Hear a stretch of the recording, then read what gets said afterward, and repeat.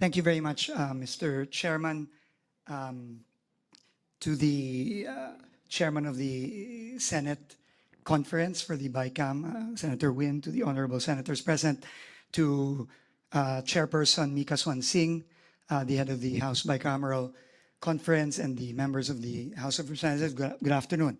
I will be very brief, just a few slides po to present. But before that, I think it's very important po for me to make it very, very clear why we are all here discussing this very, very important and, quite frankly, unprecedented reform measure that the President initiated this year, which is the reduction of the construction materials price data, which has never been done at this level and in this breadth. Ang Pangulo po mismo ang nag-instruct sa akin na ibaba ang presyo ng simento, ng bakal, ng aspalto, ng graba, ng buhangin, at iba pang mga materyales na ginagamit sa pagpapagawa ng ating mga kalye, mga tulay, mga classroom, at iba pa. Hindi pa po ito ginagawa in the past. No, dati po, nagbababa lang ng budget by 10%, pero yung level of detail po na ginawa ng administrasyon ni Pangulong Bongbong Marcos ay ngayon pa lang po nagawa ito. Importante po ito dahil nung kanyang SONA, ang Pangulo po mismo ang bumulgar sa isa sa mga pinakamalaki o siguro pinakamalaking corruption scandal sa history ng bansa. At sabi niya, enough is enough. Kailangan reformahin na natin ang DPWH. And this is a testament to the President's vision of making the DPWH more transparent and removing all forms of corruption, beginning with the overpriced materials. So tama po ang Senado at ang Kongreso. Sinabi ko po paulit-ulit na dahil sa utos ng Pangulo, binaba po namin ang presyo ng iba't ibang materyales sa pagpapagawa ng ating mga iba't ibang proyekto sa DPWH. Tama din po na nung pong public hearing, ito mismo ay inanunsyo ko at inimplement na po namin with a special issuance that was issued 2 months ago. At ito ay sa kasalukuyang ini-implement na nga po din po namin, hindi lang para sa mga proyekto for the 2026 budget, kundi pati sa mga proyekto ngayong 2025 na hindi pa napoprocure. Ito nga po ang naging suggestion mismo ni Senator Lauren Legarda ng public hearing at tama po siya doon. At yun po ay ginagawa na rin po namin. Ngayon po, ipapaliwanag ko lang po sa Senado at sa Kongreso kung ano ang proseso para gawin ito ng tama. Yun lang naman po. No? At bago po ako magsimula, gusto ko lang po sigurong i-correct yung mga iba't ibang mga balita na naririnig natin. Unang-una, hindi po totoo na ibinabalik na po ng DPWH yung dating presyo. Hindi po totoo yun. Nakita ko po yun sa social media kahapon, pagkatapos namin ilabas ang statement, narinig ko din po ngayon. Hindi po totoo yun. Ang presyo po na ibinaba na natin ay hindi ibabalik sa lumang mas mataas na presyo. At sa tingin ko po, dahil sa reforma ng Pangulo, hindi na ito imababalik in the future. Dahil sino pa pong presidente o DPWH secretary ang pwedeng magbalik nito na ngayon na naibaba na natin sa tamang presyo. Yun po ang unang-una. Ikalawa po, wala pong ibang project na ipinapabalik ang DPWH. Wala po. Whether flood control project or kahit anong project, wala po tayong laman, wala pong laman yung ating kasulatan kay Senator Win Gatchalian at sa House contingent na nagsasabi na pinapabalik po natin ang iba't ibang mga proyekto. Wala po tayong pinapabalik na kahit anong bagong proyektong tinanggal na. Whether yan ay flood control, tulay, kalye, multipurpose building. Wala po tayong pinapabalik. Ang hinihingi lang po natin is yung pong binawas na 45 billion approximately. Next slide, please. Sorry. I'm sorry. Wala pa yung slide. Ibalik po ulit para po ma-implement po ito ng tama. Kasi while it is true that the President told me and instructed me to bring down the prices of materials in order to eliminate overpricing, he also is very conscious of our desperate need to ramp up our infrastructure spending and our infrastructure implementation. We all know that in the past quarter, the economy only grew by 4%. And this is largely because of the cut in public expenditure, especially in infrastructure. And the President does not want that to happen. Our fear is, and I will show later some examples, that the cut made using our adjustment factors, as Sen Win correctly pointed out, across the board, across roughly 10,000 projects in the General Appropriations Bill, may result inevitably in projects that will end up being unimplementable because of the way that they were applied to the various projects. And I will show that in a few slides. So ito lang po ang aming hinihiling. Hindi ho namin, ulitin ko, hindi ho namin ibabalik ang presyo ulit at itataas. Ikagawa, wala po kaming project na ipapadagdag ulit. Wala pong ibabalik. Wala pong duplicate project na tinanggal na ibabalik. Wala pong flood control project na ibabalik. Klaro po yan. And if I just may go to our statement and how DPWH, according to the engineers I have with me, there are, I think, 4 of them here. Many of them have been in DPWH for decades already. Ang proseso po is kapag binago ang cost ng materyales, kailangan pong gawin ng DPWH, iisa-isahin ang lahat ng proyekto. Dahil ang bawat proyekto po, iba-iba yan.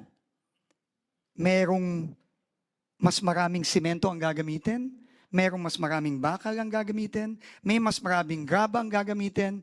Depende po yan dun sa program of work.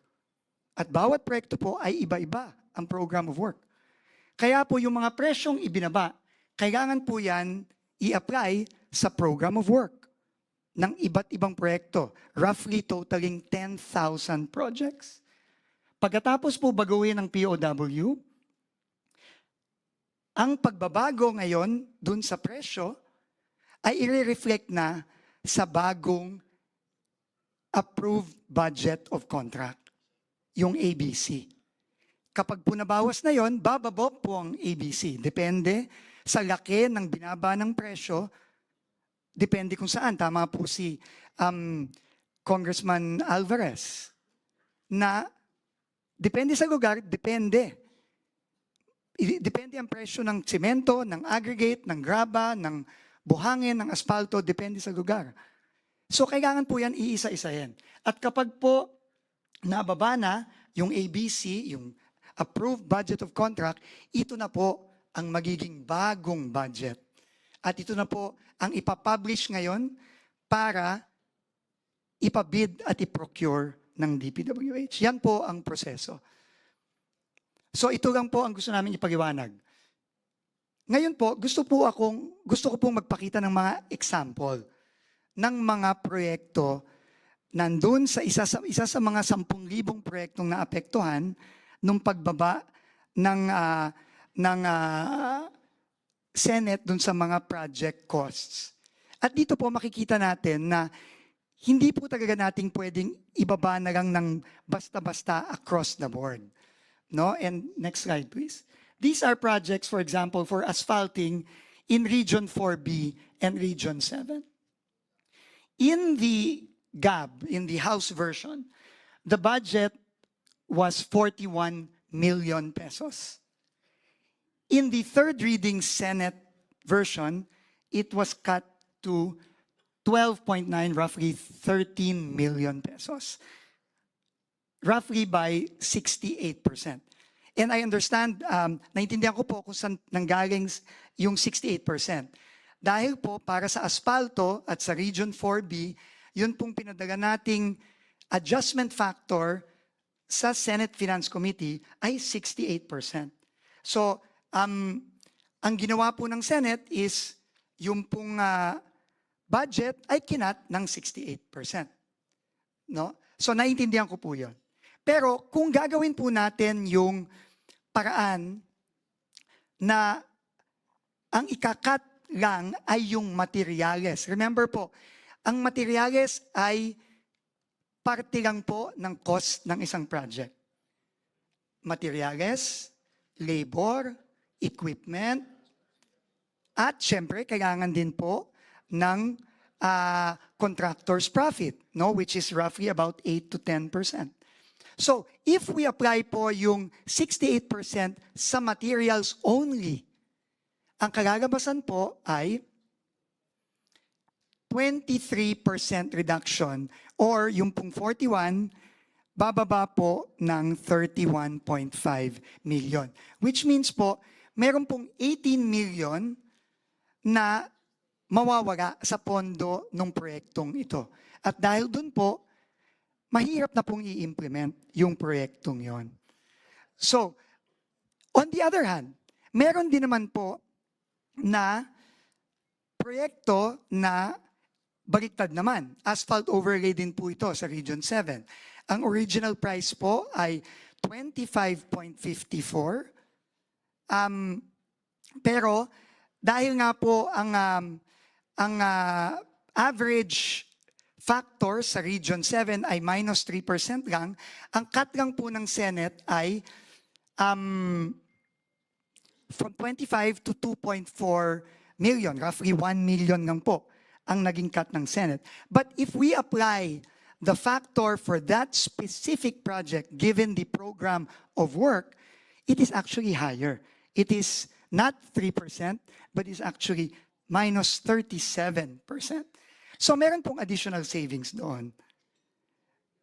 No? If I can go further, no? This is for asphalt overlay. Concrete road construction. Ganun din po, no? Sa Region 2 naman. 90 million po. Ang reduction po was 15% because that was the adjustment factor for Region 2 for cement, etc. Ang naging cut po ng Senate was from 90 million to 76.5 million, a reduction of 15%. But again, if we follow the process and only reduce in the price of materials, the cut is only 6%. So, although ito po hindi masyadong mataas, pero meron din pong impacto sa implementability ng proyekto. No? But at the same time, sa Region 4B naman, dahil 4% lang po yung yung aming adjustment factor for 4B in general. And 4B po is very special, no? Kasi kahit isang region po yan, iba-iba pong isla yan. Iba-iba po ang sitwasyon sa Palawan, sa Mindoro, sa Romblon, sa Marinduque. Iba-iba po yan. No? Kaya mahirap pong mag-cut lang based sa adjustment factor for that region. So if we apply the adjustment factor in prices, actually, mas malaki po dapat yung cut. Instead of just 4%, it is actually 17%. So may additional savings po na 7 million. So, Mr. Chairman, Madam Chair, yun lang naman po ang gusto naming ipaliwanag. Kaya po kami naniniwala sa DPWH na dapat po ang eksekutibo na ang mag-apply ng mga pagbabago sa presyo. Dahil po yung proseso na ginagawa ng DPWH ay nandyan na. May proseso po tayo para i-apply yung mga reduction. At ito po, mami-minimize natin yung risk na magiging unimplementable or inviable yung proyekto. Pero po, ito po, panghuli ko na lang pong sasabihin ito. Naiintindihan ko po at naiintindihan din po ng Pangulo yung pag-aalinlangan. DPWH has practically zero trust sa ating mga kababayan. And naiintindihan ko po na mukhang mahirap po kaming pagkatiwalaan. Naiintindihan ko po yan. No, na baka pag yan ibinalik sa versions ng HGAB at sasabihin, kami na lang ang gagawa ng pagbaba, naiintindihan ko po na, hindi kami pagkakatiwalaan na gagawin namin ito. Kaya po, naglabas po ako mismo ng department order, which again has never been done, mandating all regional directors, all district engineers to implement this strictly. At kung hindi po ito implement, we will not authorize the procurement of these projects. And if they do not implement it, yan po ay may kaakibat na mga penalty, both administrative and possibly even criminal. Ginagay po namin yon, and we have given copies of the department order I signed to the members of the Bicameral Conference Committee. Yun po ang gagawin namin. Alam ko po, mahirap po kaming pagkatiwalaan. Pero yun po ang hinihiling namin sa inyo ngayon. And obviously, with Congress's oversight function, anytime po, pwede nyo po kaming i-check kung ito po talaga ay ginagawa namin. Lalong-lalo na po, nag-launch na po ng ating Pangulo ang transparency portal ng DPWH. Meron po doon live streaming ng lahat ng mga bids. Makikita nyo po doon, pag pinablish po, mako-compare nyo po, binababa talaga ng DPWH ang cost ng mga proyektong ito. At kung hindi po namin binaba, patawag nyo po kami. Pero ako po, sinasabi ko po sa inyo, I will not allow it. We will not allow it po. Under the department order, we will not allow it. Yan po talaga, kailangan naming i-aproba bago yan i-publish for bidding. Kahit na po magdagdag tayo ng step sa pagpo-procure ng mga proyektong ito, it's worth it to ensure that these projects are implemented with the right prices that we have already prescribed. So with that po, Mr. Chairman, Madam Chair, honorable members of the Bicameral Conference Committee, uulitin ko po, inutos po ng Pangulo na gawin natin ito. This has never been done before. And we will never renege on the promise of the President and the instructions of the President to reform DPWH. And we will never bring back the prices to where they were before. Dahil nga po, alam naman po nating lahat at alam po ng buong Pilipinas na matagal nang overpriced ang presyo ng DPWH. Maraming salamat po.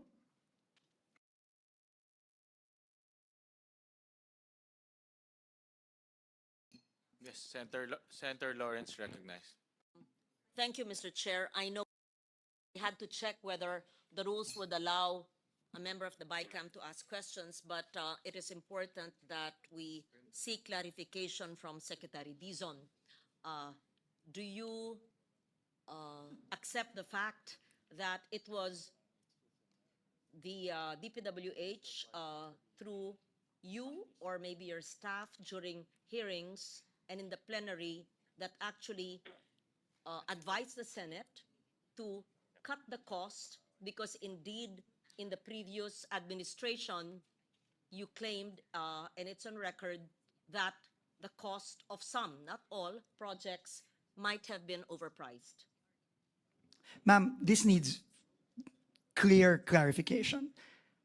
In the Senate hearings and in the plenary, we admitted that the prices were overpriced. Okay, that's all- Absolutely. that's all my- Absolutely. Ma'am, but I think it's very important. No? Yeah. We also said that we are going to bring down the cost, Yes. which we did. But in the same hearing, and I have it on record, Mr. Chairman, Madam Senator, that when I was asked on how to implement the changes in the prices, I put it on record that the best way to implement is for DPWH to implement it by going through each and every project and bring down the cost based on the programs of work of each and every project. That I put on record, Madam Chair. Mr. Chairman. Very Thank you po. clear, very clear. And we spoke about the CMPD, the cost price data, and the DUPA, the detailed price analysis as well. We were in a conversation outside of this hall. Can the good secretary please just tell us on the overprice for asphalting? Because that's what you mentioned to me. That is a so-called notorious item that you said must be brought down. You are You absolutely correct. whispered something in my ear, which I think the body should know so that it's on record.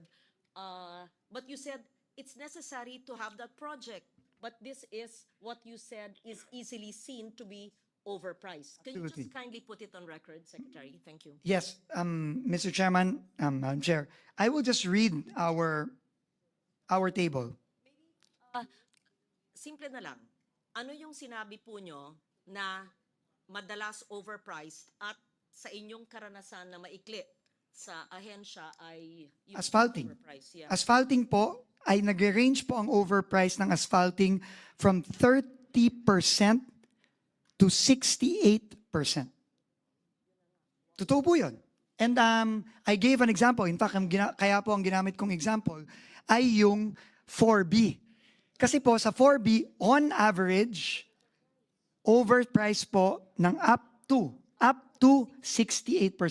Pero yun nga po, as pointed out also by Congressman Alvarez, who is former governor of Palawan, iba-iba po ang presyo.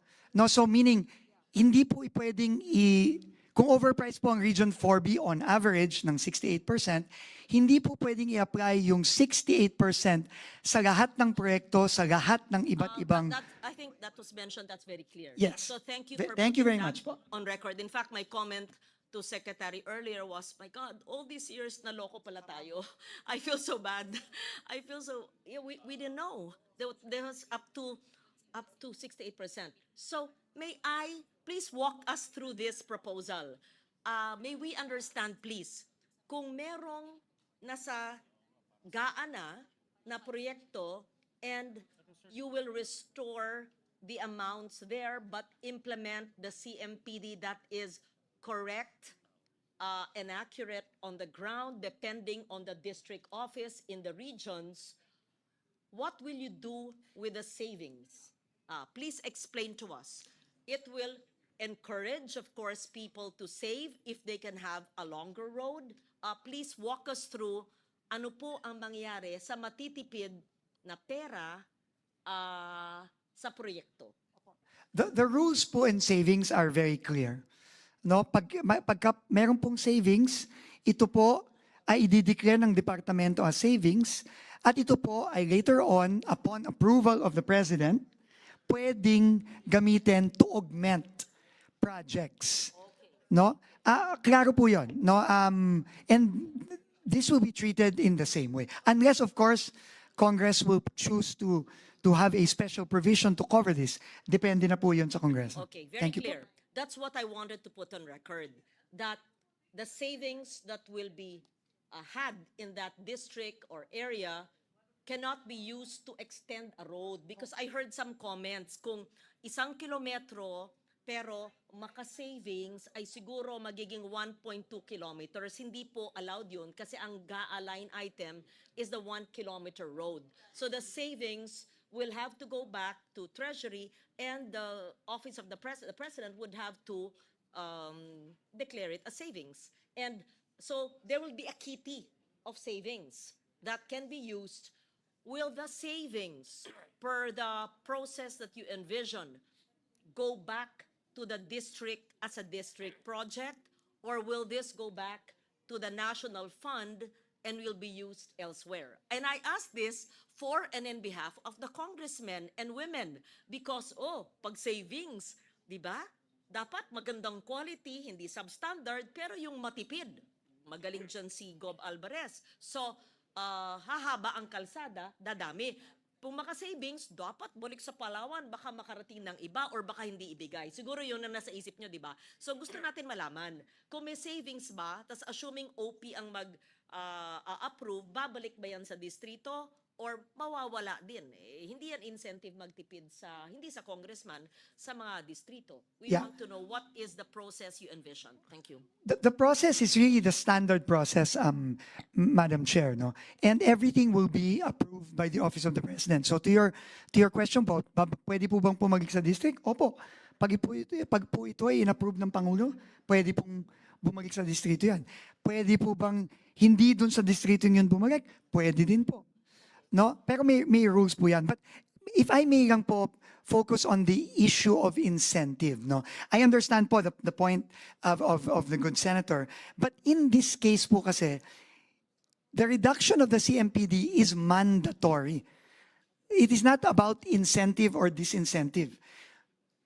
The department order we have issued mandates, requires all the RDs and the DEs to bring down the cost based on the new cost of materials. It is not an issue of incentive or disincentive. Thank you very much. Does that mean that the DPWH, along with the congressmen and the senators, will exercise strong oversight on the projects to see if the CMPD in that area, which we have a copy of already, will be followed? Absolutely, Madam Senator. But certainly, there will be savings because this is a NEP which you did not prepare. Absolutely. So there will be savings.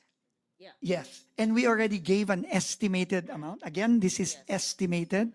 This will have to be borne out by the actual adjustments per project, but we are estimating roughly about 60 billion pesos in savings when the CMPD is implemented for all projects under the 2026 budget. Thank you very much.